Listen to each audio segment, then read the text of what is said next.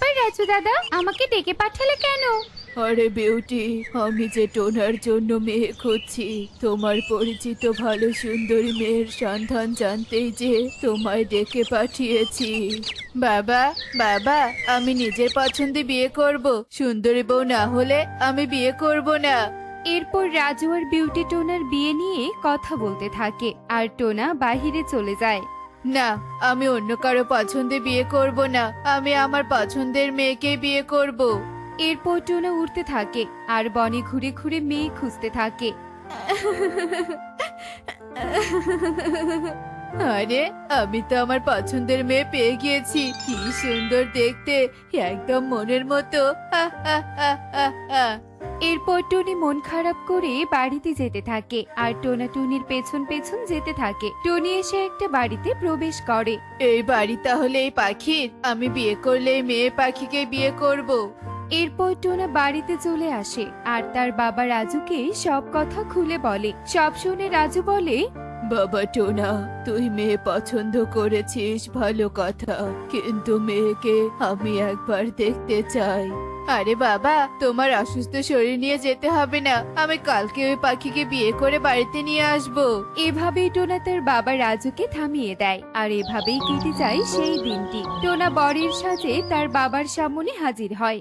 বাবা, তোমার পাগড়িটা দাও, আমি তোমার পাগড়ি পরে বিয়ে করতে যাব। এরপর টোনা বরবেশে টুনির বাড়িতে চলে যায় আর সব ঘটনা টুনির মা মিনুকে খুলে বলে।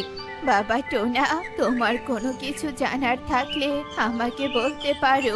তুমি কি সব জেনে আমার মেয়েকে বিয়ে করতে এসেছো? জি শাশুড়ি মা, আমার আর কিছু জানার নেই। আমি যেটুকু জেনেছি তা দেখে আপনার মেয়েকে বিয়ে করতে এসেছি। তুমি এখানেই দাঁড়াও বাবা, আমি আমার মেয়ে টুনিকে সাজিয়ে নিয়ে আসি। এরপর মিনু টুনিকে নিয়ে অন্য ঘরে চলে যায় আর বেশ কিছুক্ষণ পর টুনিকে বউ বেশে সাজিয়ে নিয়ে আসে। টোনা যেন টুনিকে বউ বেশে দেখে চোখ সরাতেই পারছে না। বাবা টোনা, আজকে থেকে আমার মেয়ে টুনির দায়িত্ব তোমার। তুমি ওকে একদম অবহেলা করো না। এরপর টোনা টুনিকে বিয়ে করে বাড়িতে চলে আসে। এদিকে রাজুর অপেক্ষার প্রহর শেষ হয়। বাবা টোনা, তুই তো একদম সত্যি বলেছিলি, মেয়ে যে একদম পরীর মতো সুন্দরী। তোরা একদম রাজচটুক হয়েছিস। তা মা, তোমার নাম কি? বাবা, ওর নাম হলো টুনি। তা মা, তুমি কি রান্না করতে পারো? আমার ছেলে যে খেতে খুব পছন্দ করে। আরে বাবা, ও রান্না না পারলেও আমার সমস্যা নেই, আমি ঠিক শিখিয়ে দিব। আরে টোনা, সব কথা তুই বলছিস কেন?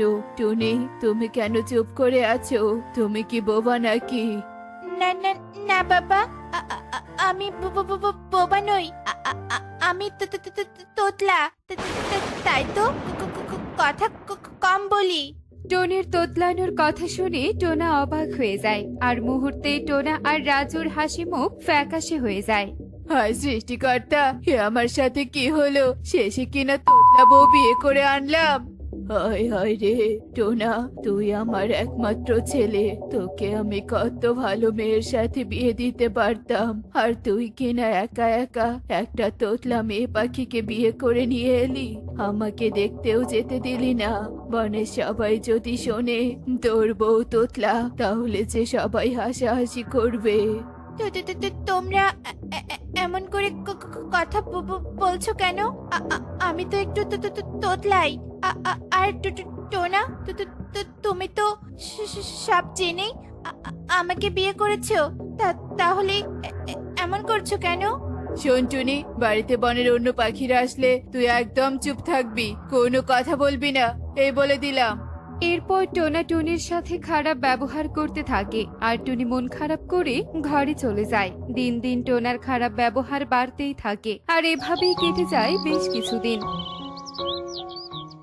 হিরে টোনা, শুনলাম বিয়ে করেছিস আর তোর বউ নাকি দেখতে একদম পরীর মতো সুন্দরী। তা কোথায় তোর বউ? ডাক দেখি। হ্যাঁ হ্যাঁ টোনা, ডাক ডাক, তোর বউকে আমরাও দেখে চোখ জুড়াই।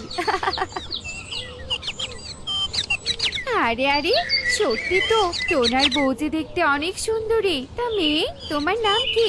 সংসারের কাজ কি পারো? আর না পারলে দিদিদের বলো কিন্তু। সবাই কথা বলতে থাকে কিন্তু টুনি কোনো কথা না বলে সবার কথায় মাথা নাড়ায়। কারণ টোনা তাকে নিষেধ করেছে বনের কোনো পাখির সামনে মুখ খুলতে। আরে এই মেয়ে দেখে একদম কথাই বলে না। কিরে টোনা, তোর বউ দেখে ভালোই অহংকারী। কোথায় আমরা নতুন এসেছি, আমাদের আপ্যায়ন করবে, তা না করে এখানে চুপ করে দাঁড়িয়ে আছে।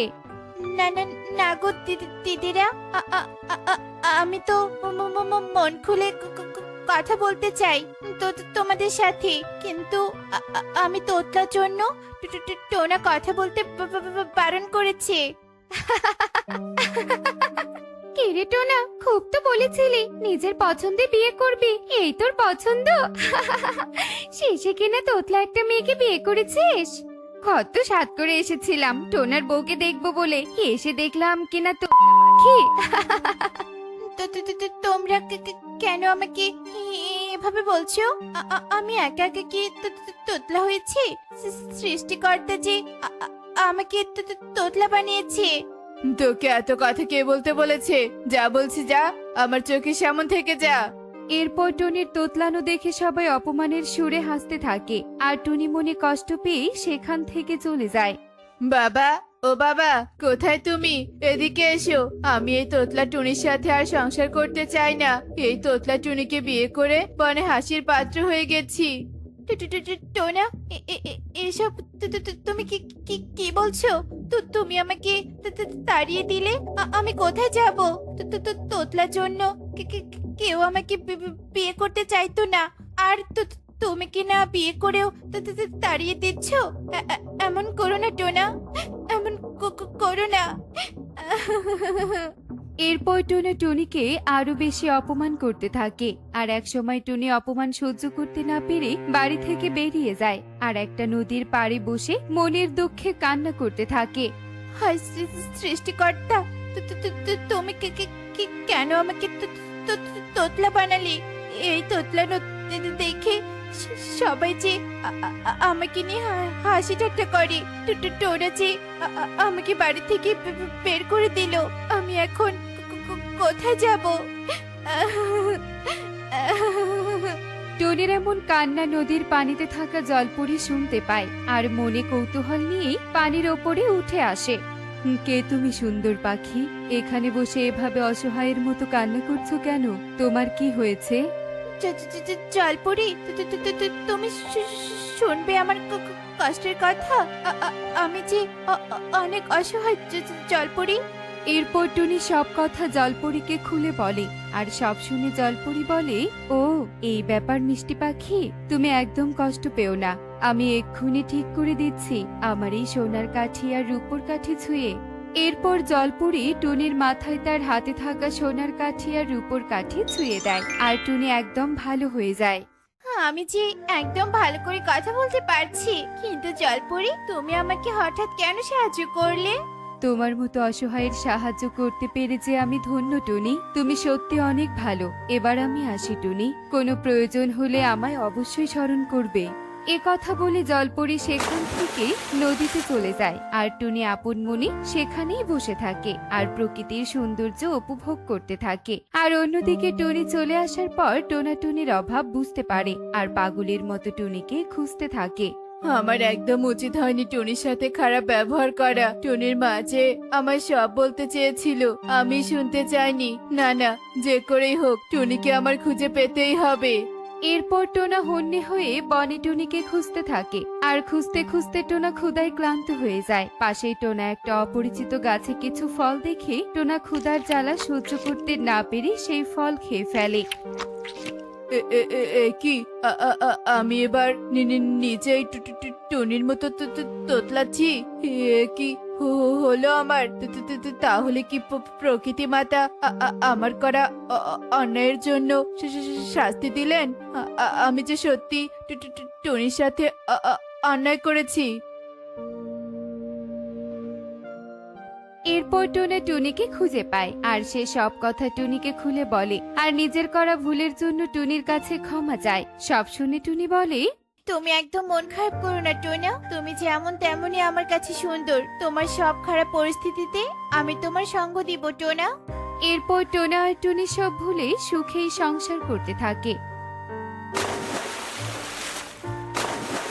তো বন্ধুরা, দেখলে তো, কারো শারীরিক ত্রুটি নিয়ে উপহাস করা উচিত নয়, কারণ ভাগ্যচক্র যে কারো জীবনে যে কোনো সময় একই পরিস্থিতি সৃষ্টি করতে পারে। এমনই সব মজার মজার শিক্ষণীয় টুনি পাখির গল্প দেখতে আমাদের সাথেই থেকো। আর গল্পটি কেমন হয়েছে তা কমেন্টে জানাতে ভুলো না কিন্তু। Bye bye.